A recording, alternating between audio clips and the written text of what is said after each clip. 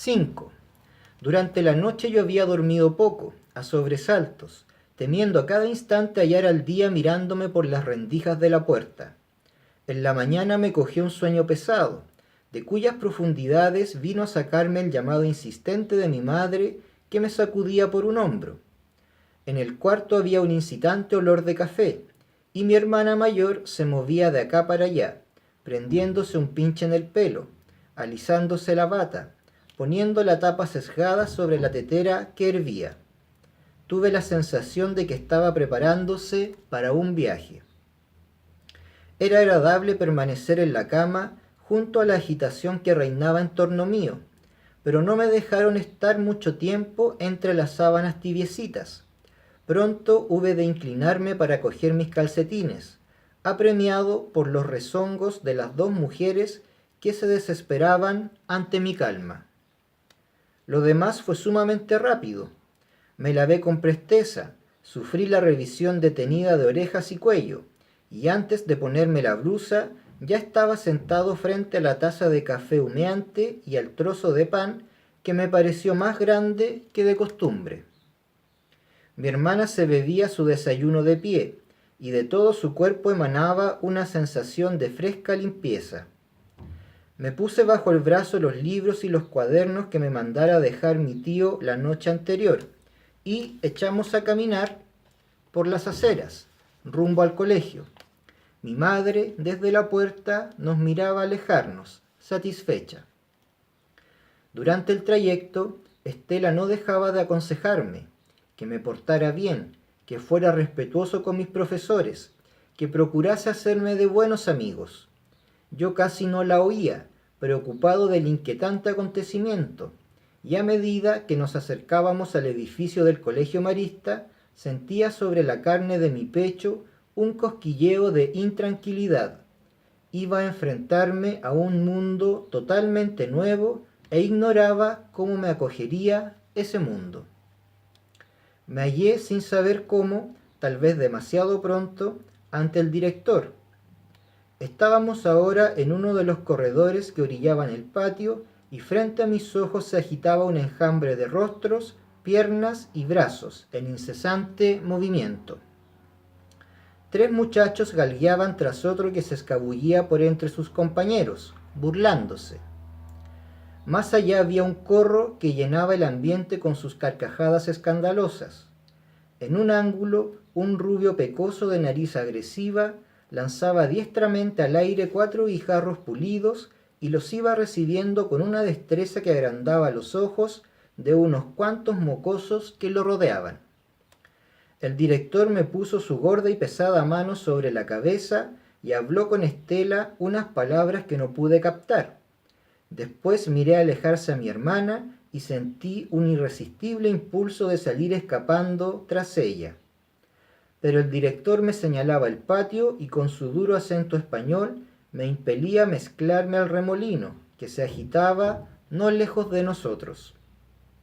Jala, ahora a correr. Cuando suene la campana te pones en la fila que se formará frente a ese pilar. Bajé al patio con desconfianza, sin saber a dónde dirigir mis pasos. Sentíame extrañamente trabado. Frente a mí pasaban sin mirarme algunos muchachos vociferantes y yo pensaba que de un momento a otro me iban a estrellar.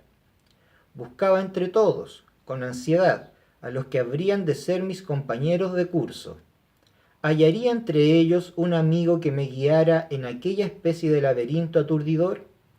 Estaba en esto cuando se me allegó un caballerito de tez rosada, ojos de un verde duro y boca burlona. ¿Tú eres el nuevo?, me preguntó de sopetón. Moví la cabeza, asintiendo. ¿En qué colegio estabas antes?, prosiguió, mientras detallaba sin pizca de recato mi indumentaria. En ninguno. Sonrió con superioridad y detuvo con un gesto a 2 muchachos de su edad que pasaban corriendo. Oigan, este es el nuevo, les dijo, y me pareció notar en su tono un matiz de burlona inteligencia. Se me acercaron los otros como si yo constituyera un raro espectáculo, y me vi asaeteado de preguntas que no atinaba a responder. ¿Sabes jugar a la pelota? ¿Cómo te llamas? ¿Eres bueno para los chopazos? Hablaban con una corrección que me parecía afectada, sin dejarme atrapar las palabras con que debía de responderles. Los niños poseen un innato sentido de la crueldad y parece que buscaran un encarnizamiento de manera de ejercitarlo. Uno de los muchachos dio en el clavo. ¿Te matricularon en la sexta?, me interrogó. No, en la cuarta, pude explicar. Ándate el tonto grande, exclamó el caballerito de la tez sonrosada, y los otros, de inmediato, comenzaron a burlarse del atraso inconcebible con que iba a quedar respecto a ellos. Por suerte, la campana vino a sacarme del atolladero. Se marcharon no sin antes haberme lanzado unas cuantas pullas hirientes y certeras. Me fui a formar con una sensación inexpresable de vergüenza y disgusto. «Maricas», exclamé con rencor, y por un momento se me ocurrió correr tras uno de ellos y romperle las narices de una guantada. Yo era el más alto de mi curso y el de más edad. Hube, pues, de ocupar el último puesto de la fila, y ya en la sala se me ubicó en el banco final de la hilera izquierda. A mi lado se sentaba un morenito de cejas revueltas que me miraba de soslayo, como con disgusto. A cada instante arrugaba el labio superior y el gesto le movía la nariz redondeada, como si algo le molestara en una de las ventanillas. Pasó un rato antes de que nos mirásemos frente a frente, y, ya roto el hielo, la locuacidad del muchacho se desbordó, incontenible. Me hablaba de su caja de lápices con 12 colores diferentes, de una honda con elásticos rojos que se veía en un ángulo de su pupitre, y de 1000 otras cosas que me mareaban. El profesor era un fraile delgado, de grandes ojos y labios como trazados con navaja. Se quedaba mirando fijamente a cualquiera, mientras hablaba, y se iba aproximando hacia otro que no atendía, sin delatar sus intenciones. Una palmada en la cabeza hacía enmudecer al locuaz, que ya no volvía a chistar. Era un golpe seco y preciso que restallaba en el silencio del recinto igual que un guatapique. Así fue como cortó en seco la charla de mi compañero, cuando éste comenzaba el relato de una reciente excursión al río. Enseguida me amenazó a mí con el dedo. «Y tú, ten presente que aquí se viene a callar». «Sí, señor», respondí balbuceando. Un coro de carcajadas acogió mis palabras.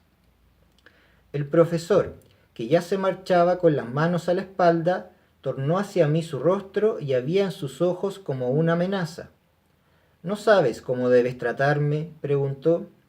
«No, no, señor», volví a tartamudear. De nuevo se rieron todos, sin que yo supiera por qué. «Hermano, se me dice», gritó casi el fraile, acercando hacia mí su rostro y echándome el aliento en la frente. Yo debía tener un gesto tan estúpido que mis compañeros no podían contener la hilaridad. El hermano repartió 2 o 3 coscachos y prosiguió explicando un trozo de la historia sagrada, aquel en que Jonás es engullido por una ballena, de cuyo vientre retorna sano y salvo por milagro divino. Durante el primer recreo, los muchachos aprovecharon para burlarse de mi ignorancia. Me rodearon señalándome con el dedo y gritando: «Señor, señor, señor», hasta aturdirme. Yo, rojo en medio de todos, procuraba evadirme, pero a cada instante crecía el coro y las burlas arreciaban. Hasta vinieron de otros cursos para sumarse al griterío de los más pequeños. Sofocado, impotente, a punto de llorar, busqué a alguien en quien desahogar mi rabia. El más insistente de todos era un pequeño de pelo rubio y orejas separadas del cráneo, que junto con vociferar me lanzaba frecuentes puntapiés que no siempre podía yo esquivar. Lo cogí por el cuello de la blusa y el pequeño demonio, sin transición ninguna, se puso a gritar y a llorar como si lo estuvieran matando. En ese instante, hendiendo el grupo como una proa, emergió nuestro profesor. «Suelta ese chico», clamó dirigiéndose con gesto agresivo hacia mí. Me habría pegado de no mediar la intervención de un correctísimo caballerito que se encaró con el fraile. Estos niños lo estaban molestando, hermano, dijo con tono firme y tranquilo. El profesor obligó a retirarse a mis agresores, dispersándolos como quien espanta gallinas. Me quedé solo con aquel muchachito que de modo tan oportuno había aclarado las cosas. Me llamo Edilberto, dijo él con finura de hombre de mundo, y deseo ser tu amigo. Sentí mi pecho henchido de gratitud emocionada y me aferré de mi improvisado salvador como si fuese un madero que me librara de ahogarme. Edilberto se sentaba en el banco que yo tenía delante y en aquel primer día me apoyó con desinteresada solicitud, enseñándome cómo debía coger la pluma para no manchar la plana de caligrafía y de qué manera había que disponer los números en el cuaderno de aritmética. Se constituyó en mi mentor, pero sin abandonar cierta altivez digna que constituía la base de su personalidad. Pidió permiso al hermano para cambiar su puesto con mi compañero y le fue concedida la autorización. Edilberto sabía plantear sus cosas con decisión y seguridad. Fueron pasando los días y ya todo se me hizo familiar. Vencida mi timidez de niño pobre, me sentí igual a mis compañeros y pronto empecé a comprender que los superaba con facilidad en casi todos los ramos, inclusive en aritmética, que era mi lado débil. Edilberto era un alumno mediocre y, sin embargo, sacaba excelentes notas. Al cabo de un mes, era yo el consultado en problemas y lecciones. Copiaba los resultados de mis sumas como quien hace uso de un derecho, y en ningún instante daba la impresión de estar pidiendo favores. Uno sentía gratitud en servirlo, como si él dispensara una gracia con aceptar una ayuda. Mis zapatos habían acabado por domeñarse y ya podía correr a mis anchas por el vasto patio que tanto miedo me inspirara al comienzo. En banderas y barras y 20 cortados era yo insuperable, y cada grupo quería tenerme por aliado. Un retaco de apellido Romero era el jefe del bando contrario y siempre nos tocaba chucearnos para escoger compañeros.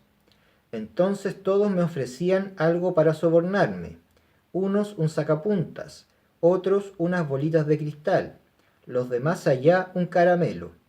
No obstante, yo elegía siempre en primer término a Edilberto, a pesar de ser un pésimo corredor. Muchas veces perdimos el juego por culpa suya, pero yo me sentía contento de demostrarle mi aprecio de aquella manera. Mi trajecito de brin comenzó a envejecer de manera ostensible. Primero fueron unas arrugas tenaces, luego una mancha, después un agujero. Mi madre pacientemente lo zurcía y limpiaba, pero al cabo la ropa y yo pudimos más que ella. A mediados de año mis pantalones tenían parches en las asentaderas y las mangas de mi blusa estaban deshilachadas en los extremos y rotas en los codos. Un día el hermano Antonio, así se llamaba nuestro profesor, me puso a un lado mientras pasaba la revista de aseo. Cuando hubo inspeccionado al último, ordenó a mis compañeros que se sentasen y bajó del pupitre. Vino a mí con el puntero a la espalda y me ordenó que levantara los brazos. Cuando hube cumplido la orden, me introdujo la punta del puntero por entre las hilachas del codo y me cosquilló el sobaco. Miren, miren a este, dijo con el más festivo de sus tonos, y luego a mí. Hijo, pues si ya vas pareciendo un colador con tanto agujero, vuélvete. Comprendí que deseaba exhibir ante la sala los parches de mis pantalones y me atraqué a la muralla. Vuélvete, repitió sin alzar la voz, pero dando a su orden una firmeza amenazante. Me prometí interiormente no someterme a la humillación aunque me matara a golpes. Entonces me cogió por los hombros y, a pesar de mis pataleos, me presentó de espaldas a mis compañeros. Vean a este arrapiezo que parece escapado de algún basural. Mis compañeros reían golpeando los pupitres con los puños. Cuando juzgó que ya era bastante espectáculo, el hermano Antonio me soltó para decirme: ¿qué clase de madre tienes que no se ocupa de ti? Vas a decirle que eres alumno del Instituto Marista, ¿entiendes? Y que al instituto se viene como persona decente y no como un gandul cualquiera. Jala, a tu puesto y que te sirva de lección. Yo fui a sentarme y por entre las manos unidas con que cubría mis lágrimas y mi vergüenza, lo escuché comenzar la clase. Hablaremos hoy día de las virtudes teologales. Al relatarle yo lo acontecido, mi madre abatió la cabeza y se puso a revolver los carbones del brasero. Estuvo largo rato sin decirme nada, como si no me hubiera escuchado, pero de pronto la vi erguirse y pocos momentos después estaba arreglándose los cabellos frente al espejo. Había en sus pupilas una rencorosa decisión que no quería convertirse en palabra. Se movía mirando las paredes, sin detener en mí su atención, como si graves problemas la torturasen. Cuando entró Estela de vuelta de su trabajo, ella tenía puesto su chal de lana sobre las espaldas encorvadas. ¿Vas a salir, mamá?, le preguntó mi hermana con notoria extrañeza en la voz. Sí, replicó mi madre simplemente. Voy donde Antonio. ¿Ha sucedido algo? Hay que comprarle un traje nuevo a Roberto. Pero si dijo que no podía hasta fin de mes. Las 2 veces que me mandaste contestó lo mismo. Este niño no puede seguir yendo a la escuela en esta forma. Mi hermana se encogió de hombros y mi madre me hizo un gesto de que la siguiera.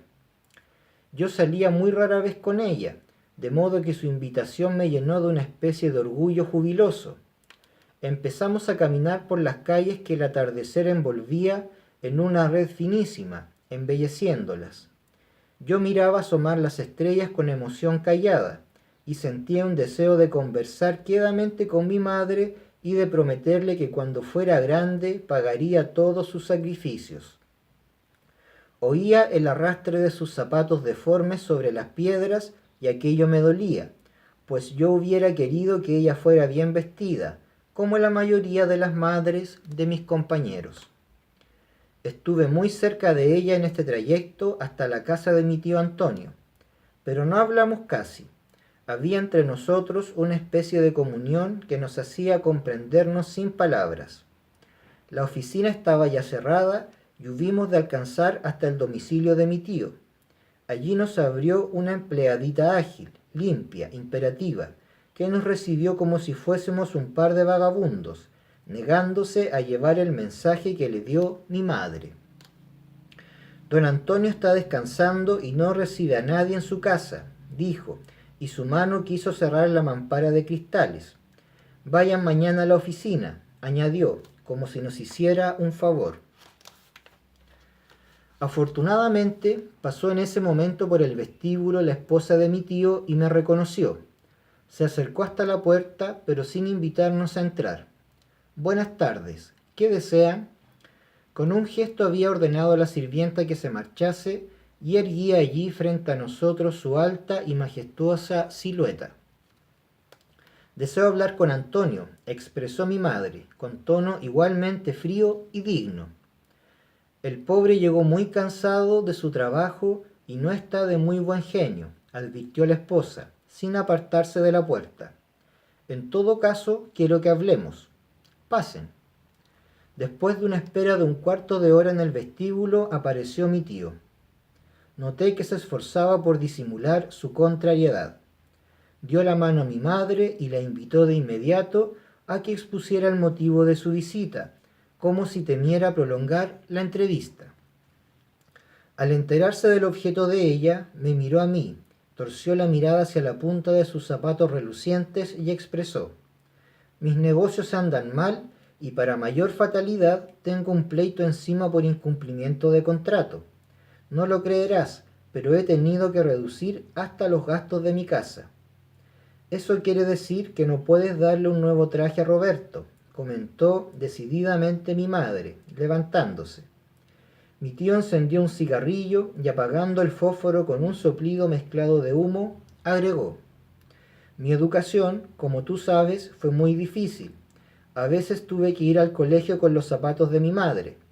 Por supuesto que los muchachos se burlaban de mí, pero las bromas pasan y lo importante es que se aproveche la educación. Pero tú estudiabas en una escuela pública y allí no había profesores que te metieran el puntero por las roturas del traje y te avergonzaran delante de toda la clase.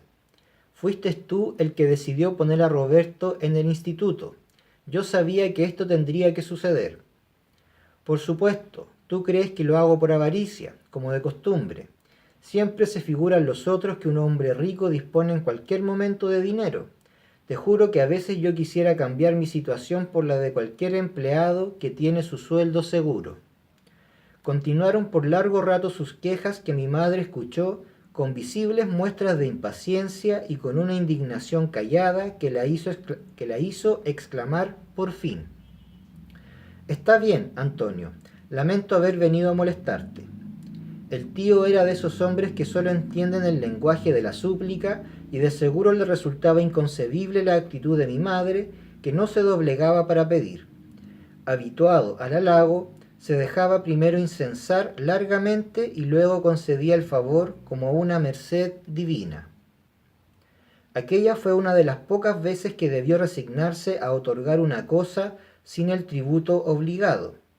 Lo hizo rencorosamente, con un despecho que procuraba dominar, pero que era más fuerte que su voluntad. Al extender la orden para que me entregaran un nuevo traje, rompió el papel con la pluma y me lo largó a mí, sin mirar a mi madre. Pero ésta, como si el disgusto de mi tío no la rozara, le hizo ver que yo necesitaba un nuevo par de zapatos. Y que no sean los de tu hijo, porque a Roberto le quedan estrechos. Recuerda que este muchacho se ha criado sin ellos y, naturalmente, le han crecido mucho los pies.